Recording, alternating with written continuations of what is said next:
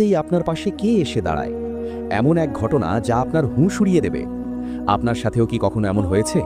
আপনি সারাদিন নিজের কাজে ব্যস্ত ছিলেন, মন একদম শান্ত ছিল, কিন্তু যতক্ষণ না আপনি আল্লাহু আকবার বলে নামাজ শুরু করলেন, হঠাৎ করেই মাথার ভেতর চিন্তার ঝড় শুরু হয়ে গেল।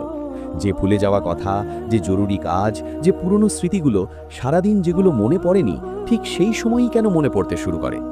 বিশ্বাস করুন, এটা শুধু আপনার মনোযোগের ঘাটতি নয়, এর পেছনে আছে এক ভয়ঙ্কর কারণ।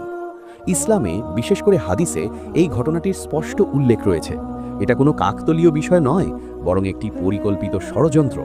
যখন একজন মুমিন বান্দা তার রবের সামনে দাঁড়ায়, তখন সেখানে এক বিশেষ শয়তান উপস্থিত হয়। তার নাম হলো খিনজাব। হ্যাঁ, খিনজাব। সে সাধারণ শয়তানদের মতো নয়। তার একমাত্র কাজ হলো আপনার নামাজ নষ্ট করে দেওয়া। আপনি যতক্ষণ দুনিয়ার কাজে ব্যস্ত থাকেন, সে আপনার কাছে আসে না, কিন্তু যতই আপনি নামাজে দাঁড়ান, সে ছায়ার মতো আপনার এবং আপনার